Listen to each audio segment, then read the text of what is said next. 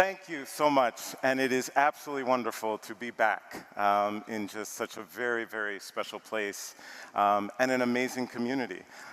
So with this, I really hope we kind of are able to have a conversation. My presentation's relatively informal, and in it I'm going to share certainly the power of music and the arts and the role it played in my life. And then also certain aspects, the work of the Sphinx Organization and others. I'll talk a little bit about creative careers, what I think some of the core components of those are. But I'll try and get through a fair amount of information pretty quickly because I would love to get to Q&A, as I feel that's always really where the heart of discussion and conversation is at. So with that, I figured the first thing would probably be best to start with just a little bit of music.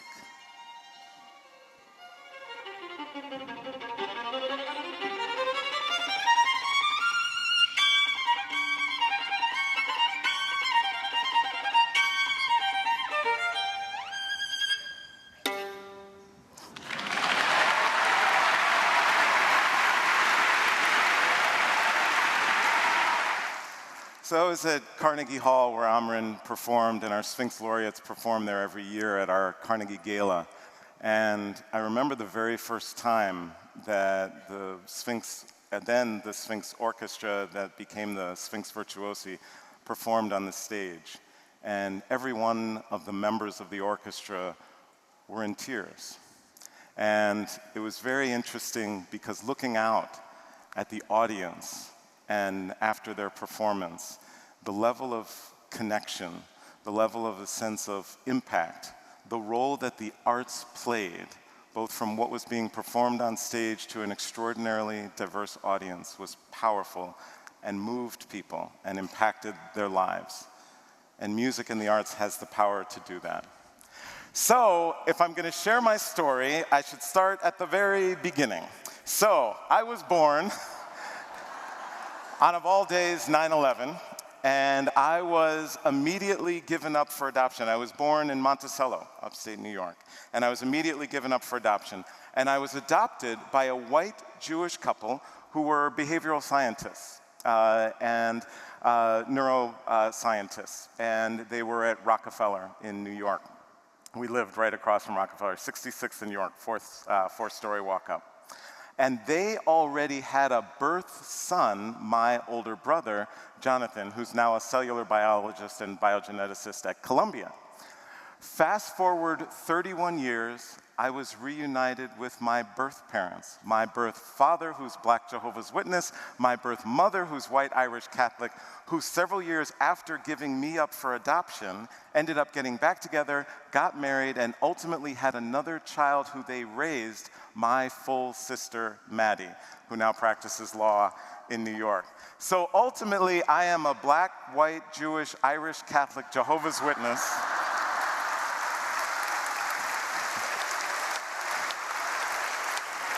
who grew up with a big afro playing the violin. So no big surprise, a huge part of my life is music and diversity.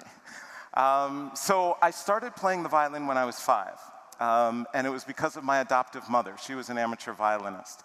And I was very lucky early on to have access to extraordinary teaching. My first teacher was Vladimir Graffman, who was one of the great Russian teachers who brought the Russian school of teaching over to the States. He taught Joseph Gingold, who taught Joshua Bell and many others. Ultimately, I ended up, when I was studying at Michigan, which I'll get to in a minute, I ended up studying with my original teacher's student's student when I was in college. So things kind of came full circle. So during my presentation, I thought I would share, since so much of how I speak these days is through poetjournalism and through my poetry, that I would share a couple poems throughout my presentation. And this is one that I wrote many years ago about Mr. Graffman, and it's called My First Teacher.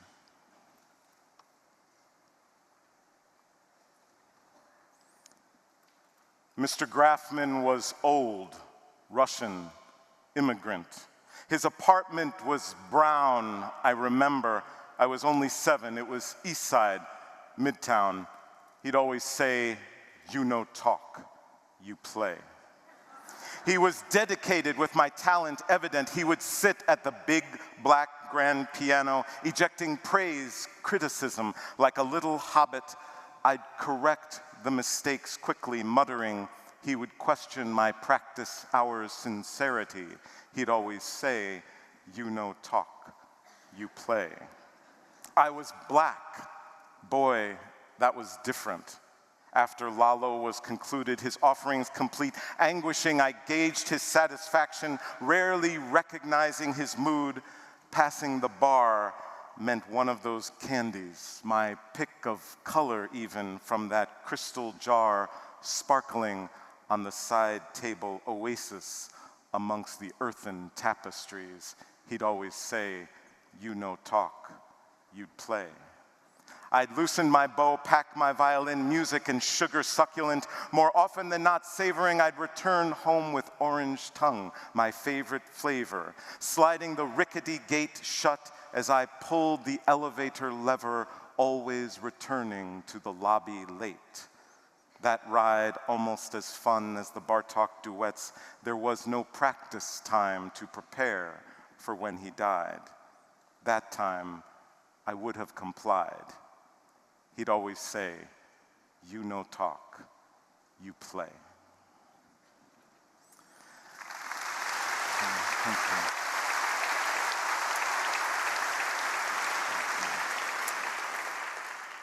I was Mr. Graffman's last student before he passed, and two things I think that really impacted me from my time with him. One was the serious craft of the violin, and it wasn't enough to love music. It wasn't enough to want to play. I had to develop the skill sets to be able to communicate on the instrument. And the second was that I could speak, I could communicate through the instrument in ways that I couldn't verbally. And that was an incredibly powerful thing to do, and especially growing up in some of the circumstances that I had, there were many times when I could only speak in a positive way on my instrument, especially sharing some of the things that I was going through. So I continued studying in New York, many of you may know, in the 92nd Street Y. And then when I was 10 years old, I moved to Hershey, Pennsylvania. So I moved from Midtown Manhattan to Hershey, Pennsylvania, a town at the time that had one black family in my school district, and me. Big afro, played the violin, last name Dworkin, right? I did not fit in. So it was very, very tough. And I had some challenging times, and I was certainly very, very ostracized. And also during that time, I should add that I had, which we can talk a little more about in the Q&A, but some very difficult experiences with my parents, who were very, very strict. But they also had kind of a sense about themselves that was devoid of my identity. So I was going through these experiences at Hershey Middle School and Hershey High School, but they were like, "What are you doing on the violin? What are your grades, right? How are you performing? How are we preparing you for life?" But there wasn't as much thought about what's happening to a kid who doesn't really even know his own identity. At the time, I wasn't fully sure whether I was biracial or not, because I hadn't been reunited with my parents, and we didn't really know whether we could believe the information I could cull from the adoption agency. And so I was having these experiences at school where the other kids would come and they'd go, "Give Dworkin the afro clutch," and they would grab my afro from behind and various things like that. But my parents weren't connected with that. They didn't understand that I was going through that, and so there wasn't really a support mechanism, and so I began to rebel. And I rebelled very significantly in running away and getting kicked out, and all of that led to basically ultimately a choice of, which my life has some extremes, of either juvie, juvenile detention, or the Interlochen Arts Academy, one of the top arts institutions in the country.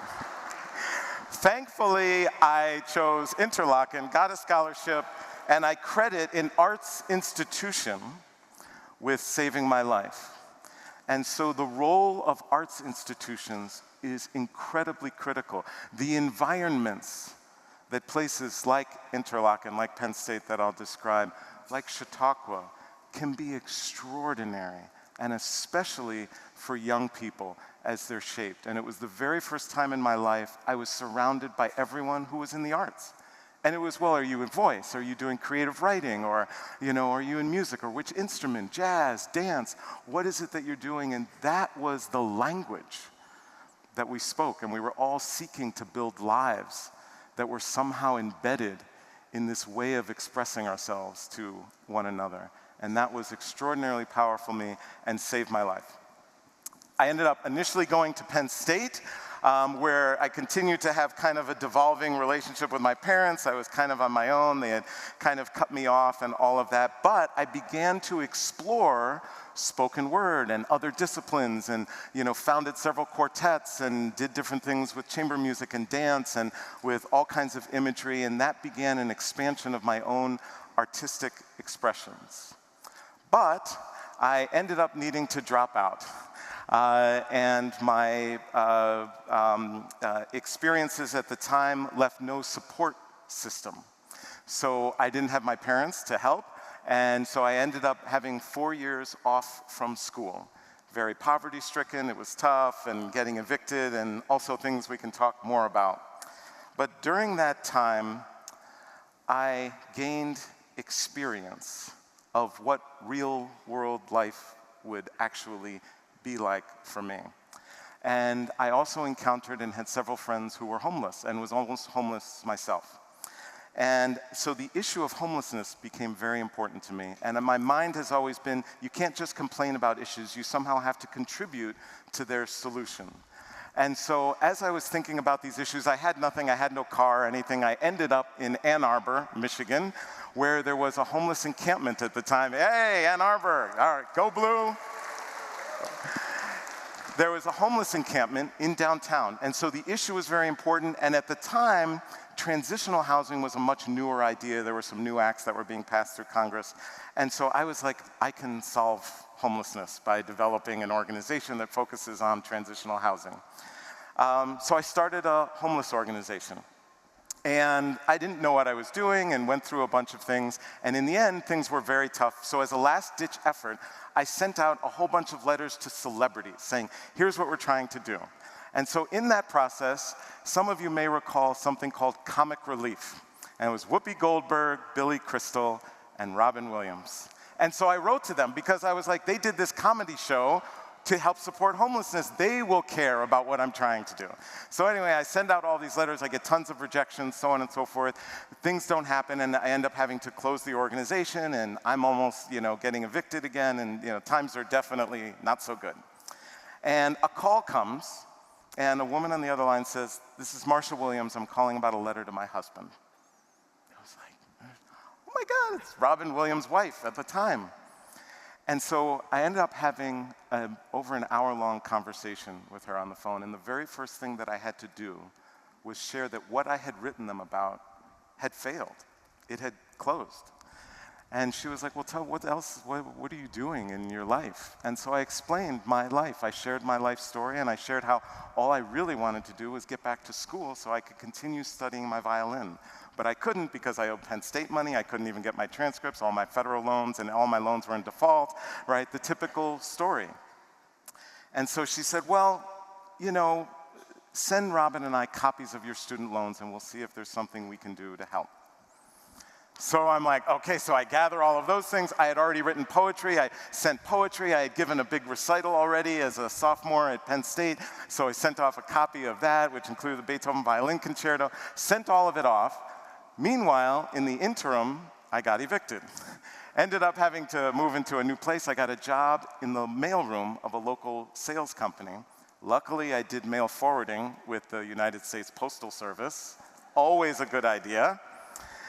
And a couple months later, a letter came forwarded to my new address. And it just had a very quick cover letter. It said, enclosed, please find copies of checks made out in your behalf from Robin Williams' account. And he had paid off all of my loans to Penn State and had caught all of my federal loans up out of default. And if not for the role of a stranger. I didn't know anyone, right? I didn't network to Robin, right? I didn't work all of those things that I came to learn in building organizations that you need to do in fundraising and so on and so forth. Someone just took a chance, believed in me. It was extraordinarily powerful. Yes, absolutely.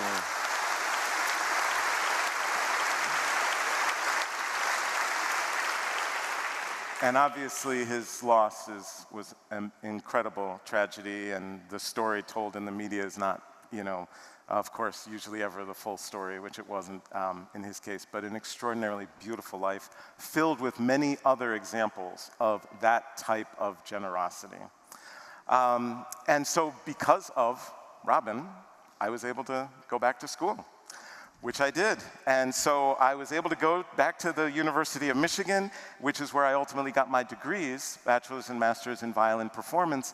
And it was when I got back to the University of Michigan that I really started thinking about race, and particularly my race. And what did that mean? I would go to orchestra concerts and not see anyone who looked like me on stage or in the audience. And I was like, how could this be? Classical music literally has like saved my life. It's the greatest constant in my life. How is it that this is somehow not speaking to what supposedly is my community? So I started thinking about that. I went into a lesson one day. My teacher said, would you like to play music by black composers? And I was actually a little put off because I was like, I didn't think there were any black classical composers. I was a college student. I did not think there were any black classical composers. And so I was like, do you mean like jazz or whatever? I was like, are you not taking me seriously as a serious classical musician? Which was also a terrible indictment on me talking about jazz that way. So, but he starts laughing and he starts pulling these volumes of works off his shelves.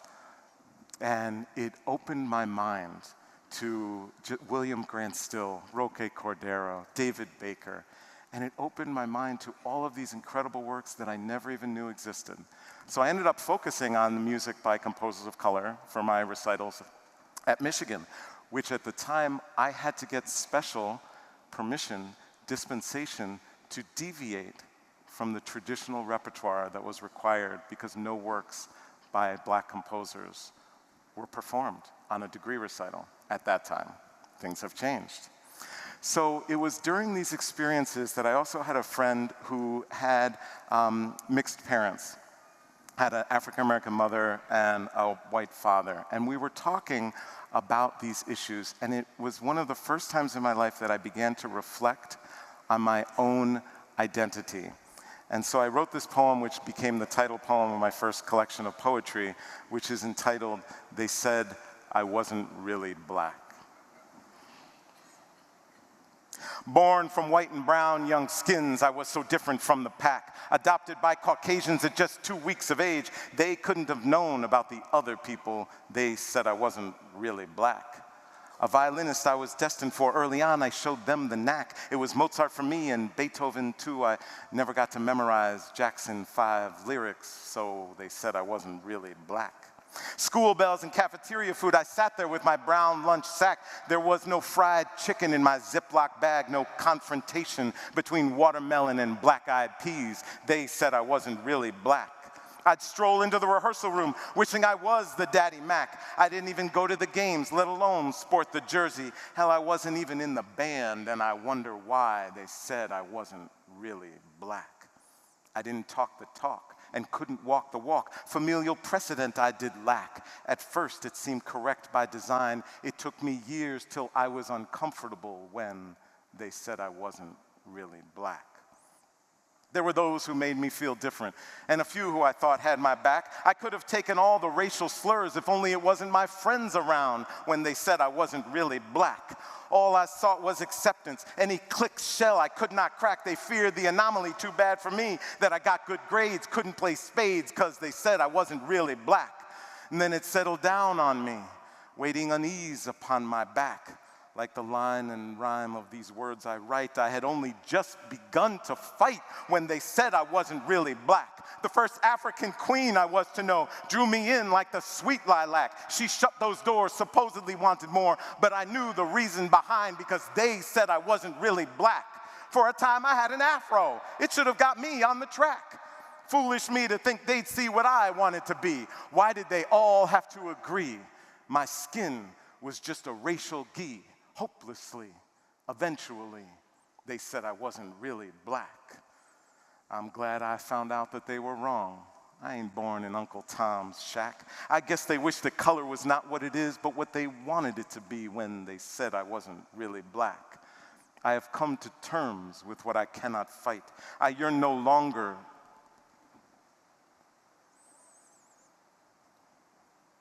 Still affects me even to this day. But I have come to terms with what I cannot fight. I yearn no longer to attack. The title I sought without emerged from within. There was serenity in complacency, while impervious to chagrin when they said I wasn't really black. Every moment I burst with pride.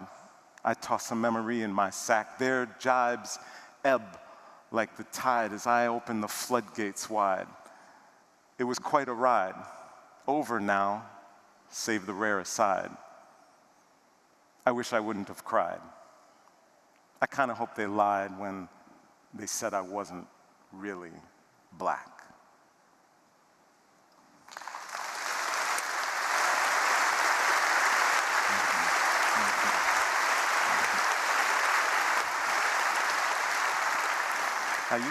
I usually don't lose it during my own poetry. Other people's poetry, I begin to lose it. So as kind of doing all of this work and thinking about these types of things, it made me think about, and I kind of began to approach this idea of, well, what is up with what's happening in classical music, and is there something to do to solve it? Part of my scientific upbringing of, you need to evaluate a problem, you need to understand it, you need to quantify it if you're going to be able to make any difference. So I was thinking about that and thinking about the numbers in orchestras, the number of repertoire that's being performed by orchestras, by composers of color, etc. And so it made me think of the great Chimamanda Adichie's quote, which is that the danger of a single story is not that it is untrue, but that it is incomplete. And I realized that the stories that we were weaving in classical music were incomplete. And what if those stories were different? Would that change our society? Would that change our nation at all? And what if the numbers were different? And so after looking at those, that led me to, while still an undergrad at Michigan, founding the Sphinx Organization, which instead of kind of talking at you for 3 minutes about it, I have a short video about the work of Sphinx. But to give you an idea, when I founded Sphinx, less than 1.5% of orchestras were African American. Less than half of 1% of orchestra presidents were African American. Less than 1% were Latinx. When you looked at the compositions performed by all American orchestras, less than 1% of all works performed by all American orchestras were by any composer of color. We have now been able to dramatically shift a number of those, and it is through this work. If we care for classical music to not only survive, but thrive, it really must be inclusive. There are a lot of people talking about how we can diversify and how we can include. The Sphinx is actually doing it. Sphinx has truly exceeded any of my wildest dreams. And I'm a pretty big dreamer. The most important lesson of Sphinx's founding was the creation of the family. Sphinx, from its very inception, was a very entrepreneurial organization, one that's been responsive to its constituents, to its artists. Wow! Drop the mic. There are millions of kids like this in this country who do not have the resources to become everything that they could be. But fortunately, these programs are doing the job that the bigger society fails to do. I really love teaching for the Overture program. I think it helps the children to develop confidence, their patience, and I think just fun. While it was launched with the idea of spotlighting and empowering young people of color who were playing classical music, it was quickly envisioned to be something bigger than that because we saw a need for reinforcing a pipeline, for preparing young people, and also for creating a safe and a wonderful trajectory for these young artists so that they can see themselves on a professional stage, in an executive office, making decisions and really shaping the future and the face of classical music. The Sphinx Lead program is a 2-year program for aspiring arts administrators. The mentorship has been incredible, and I also have a wonderful network of cohorts. We spend a lot of time together to support each other and share opportunities. I think the Sphinx Organization is so incredibly important. It tries to achieve in our society an equilibrium of people who are incredibly talented and motivated to be part of every aspect of our society. Sphinx really has become a movement of social change. I find myself now more optimistic about our future than I ever have been in the past. The scale of our programs has grown tremendously. Just in the last year and a half, our audiences have increased by more than 100%. And by really understanding that we can only achieve artistic excellence if we are inclusive, we can really not only augment Sphinx's mission, but do wonders for our entire field.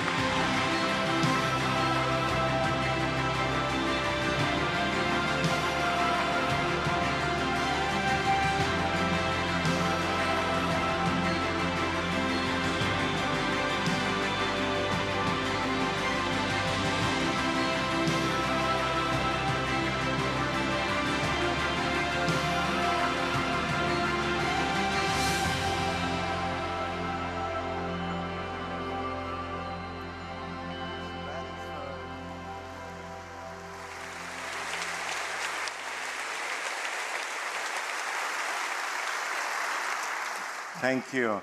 And if you want to talk with her in the audience, Aaron Dworkin, who is the president and artistic director of Sphinx, is right here as well. And the young musician who you saw, Michelle Obama, tap on the head as they performed at the White House, is now a full-time member of the Chautauqua Symphony Orchestra.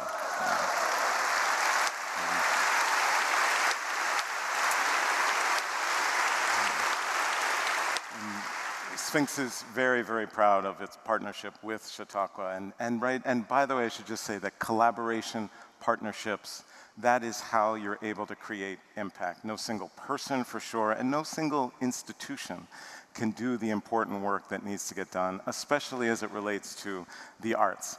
Okay, so I know I really wanted to be able to get to Q&A, so a few just additional things that I wanted to share. So one is kind of about this idea of creativity.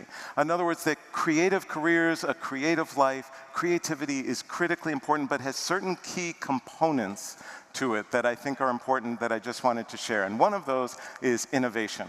Brené Brown says there's no innovation and creativity without failure, period. And this is one thing that I teach to my students all the time, which is how do they interact with failure, right? In that moment, when Marsha Williams called, the very first thing I had to do was talk about and be open about my failure.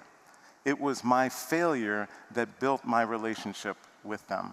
Being able to talk with them about it and to be able to express it, learn from it, but also move forward and not let the failure actually stop me.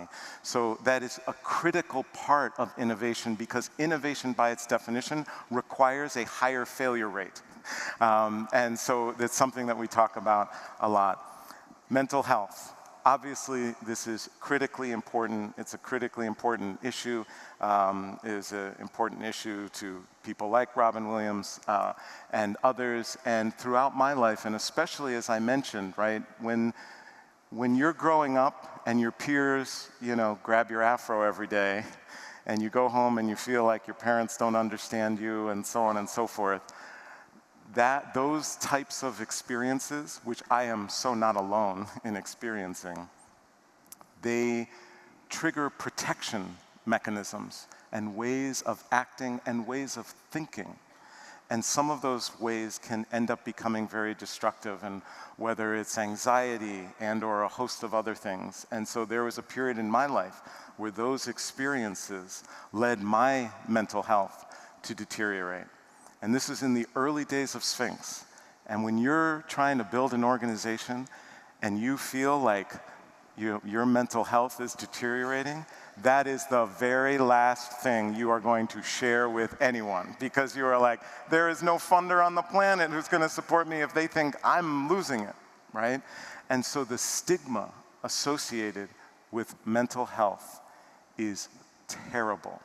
It is traumatic, and it physically wounds people because it prevents them from not only talking about and seeking help, but even sometimes being able to express and accept for themselves mental health challenges that they might be going through. So I want to share that these issues surrounding mental health are critically important because they are woven into this process of creativity.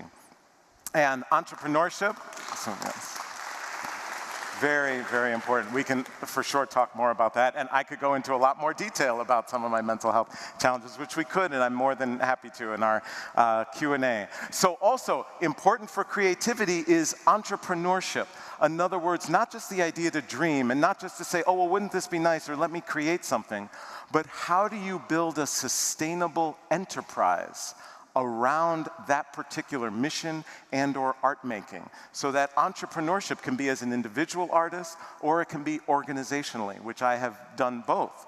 But how you build that, and for me it primarily has been social entrepreneurship, is critically important. I love quotes. There will be several here still in my presentation, but I love Einstein saying, strive not to be a success, but rather to be of value. In other words, I don't think it's of much value to say, I want to be successful. Like, right, what does that even mean?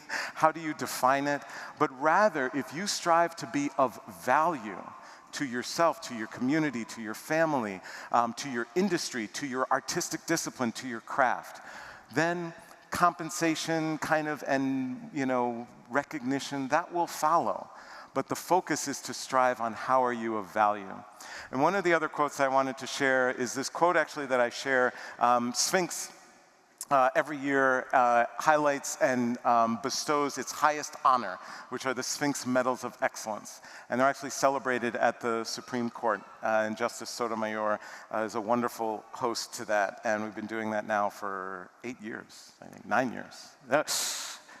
11 years. Very bad.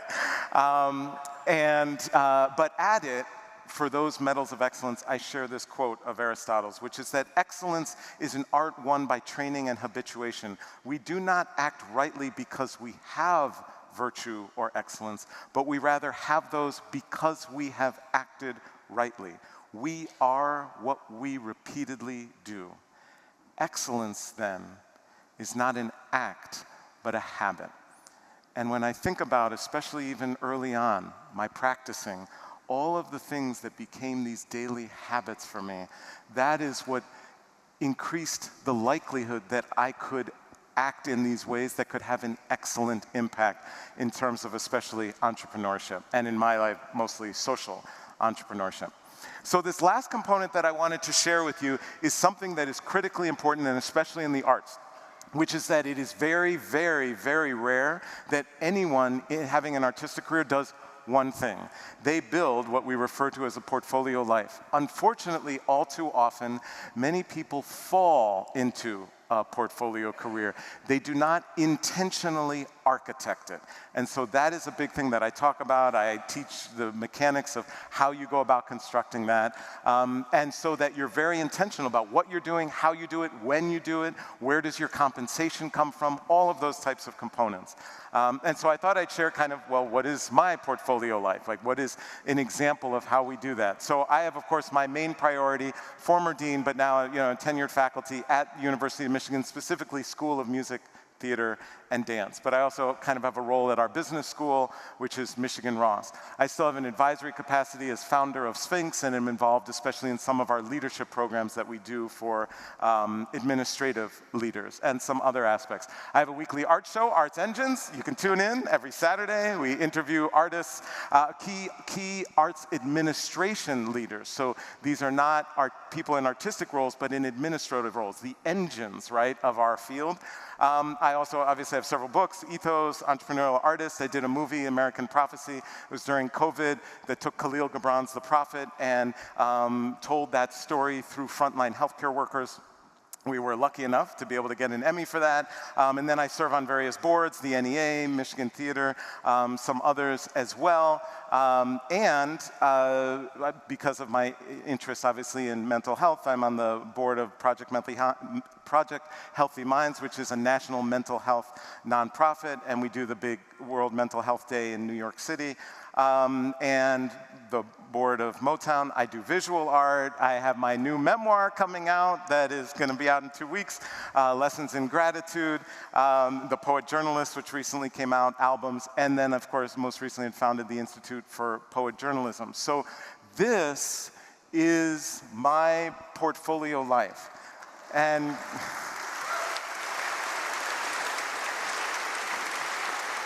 but what I would say, which is important, and especially students are like, what do you do? I do not feel overwhelmed. I don't feel over busy. I, first of all, love everything I do because I've architected this life. I've built it. I know when I do certain things so they don't create conflicts, etc. And so I'm able to live this creative existence because it's architected, not because I kind of fell into it. So just a really important kind of key way as we think about creative life. I won't go through kind of all of these things, but wanted to kind of share that one of the more recent things, and this actually, the Institute for Poetjournalism literally launched in January of this year. And so you can kind of read more about the work online, and obviously it focuses on poet journalism and the idea of having a national competition which elevates the craft itself and identifies and recognizes those who are practicing it at the highest level, and then also a verse news network, which basically is the equivalent of kind of an AP but for poet journalism, identifying key stories and how they're covered, hiring poet journalists to write poems about those and disseminating those out to the overall media. So the last poem I wanted to share kind of along those lines was this actual poem called The Poetjournalist, which kind of launched all of this now 3 years ago. Because I was looking to do another collection of poetry, and I didn't want to just write some poems and, to be frank, like have a few hundred people like in the academy read it, and some of them like it, and some of them criticize it, and I'm like, why are you criticizing it? You know, those types of things. I wanted my poetry to be able to speak to people and connect with people. So I was thinking about that and what I wanted to write about, and somehow in that thought process, I was thinking about journalism, and I was thinking about photojournalists and how moved I was because I saw this one picture from just international media, and it was a war picture. And I was like, oh, so what if a poem could kind of, if I was like, oh, poetjournalism. I was like, that's it. That must be a thing. So I literally Googled it, and I was like, it's not a thing. It's not even a word. So I was like, okay, well, I kind of like being in the space where people aren't. Now, there is a dramatic history to verse journalism, which is basically a version of this. So I was not the first person to write poet journalism, but it was like, can we start a new framing and build kind of a new discipline that actually has structure and has best practices to it, and that's where all of this began. And that led to me then becoming the poet journalist in residence for the Rodham Institute in DC, for Ovation TV, for even the City of Ann Arbor's Bicentennial, for Complexions Dance, if any of you like them, and a host of other organizations. And so that all began with this poem that I wrote, which is simply entitled Poet Journalists. I am the multicolored tubes looping down the wall, darting around outlets colored red and yellow, snaking into veins of the elderly woman gasping from within the sheets of her COVID bed, anchored by technology to the protocols of strangers, dedicated to prolong the life she faces without the grip on her lover's wrist. I am the passive man in straight black pants with my untucked white shirt, facing the column of tanks as their turrets salute my defiance in Tiananmen Square before my movement falters, showcasing my human right to exist, my freedom to persist. I am the failed bank, filled with the empty paper and promises of people's dreams, chosen for their inability to pay, like the stray gazelle on the savannah as the lion poaches their prey in the early morning mist. I am the Twin Towers' twisted metal, exploding into crimson blossoms, fading into black entrails and futures lost, shading the horizon of our lives like the passions of lovers before they fall into disarray and forget what sparked their rise and hatred of their demise and events regretted yet still reminisced.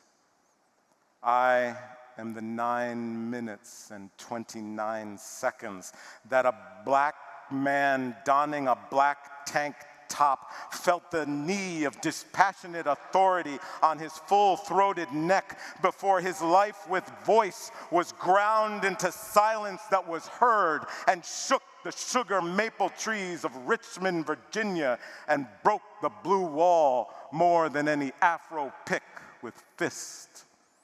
I am the grist for bottled water office talk. I assist the memory to feel the moments lost. I am the emotion of every story missed. I am the words the newsprint failed to list. I am our soul we must enlist. I am the poet journalist.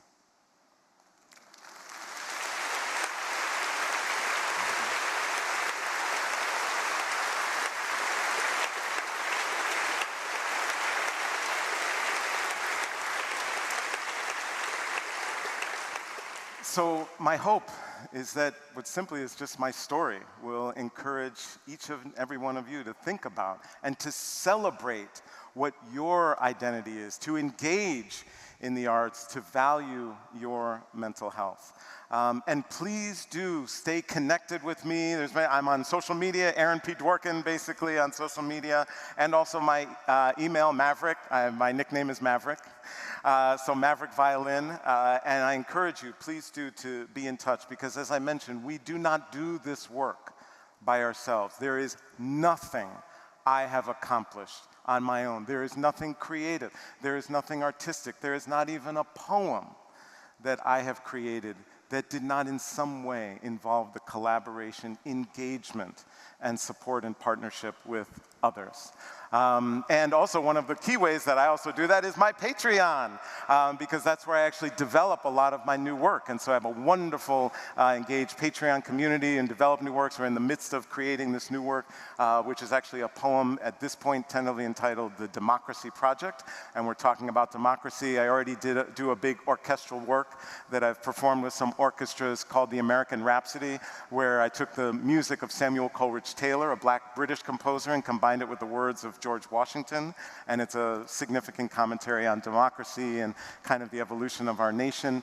But now this new one, this news poem, is kind of interesting, and developing that with my Patreon community. So ultimately, what if you choose to experience this speech maybe a little differently in terms of how you value yourself and your role in society, and what are the things that you might do, especially as it relates to the arts and/or identity and diversity, and including the diversity that you experience in your own life, which you can actively impact. We can talk more about that. And what if you take ultimately what are just words that I have to share and actually make them tangible in your own life?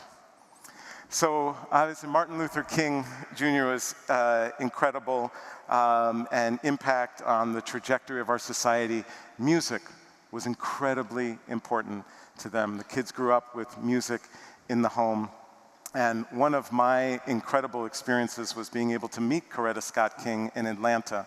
And we were there for a conference, and one of our alums, Patrice, was performing, and Coretta Scott King came up to me afterwards and was talking about this role that music played in their lives and the role music plays in social justice movements. And it makes me think of this famous quote from Dr. King, which is that change does not roll in on the wheels of inevitability, but comes through continuous struggle. History will have to record that the greatest tragedy of this period was not the strident clamor of the bad people, but the appalling silence of the good people. Our lives begin to end the day we become silent about things that matter. And I submit to all of you.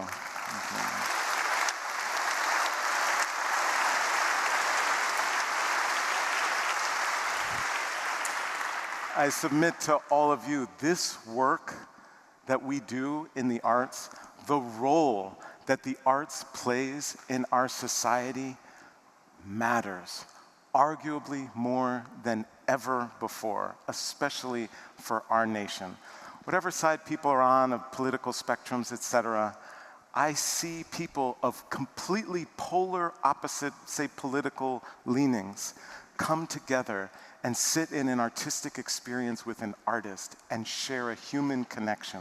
It doesn't mean it solves the political discourse, but what it does do is create a shared humanity so that that discourse is decent and isn't harmful and can just create and explore and celebrate differences, but not go beyond that. The power of the arts is extraordinary. I've seen that mentioning, and the last thing that I'll share is, at these events that we're able to do in DC, and for example, at the Supreme Court, and being able to see two Supreme Court justices of polar opposite views sit and listen to opera and see their genuine friendship that they had, Scalia and RBG, and see that it was genuine and it was built on the shared experience that they had in the arts.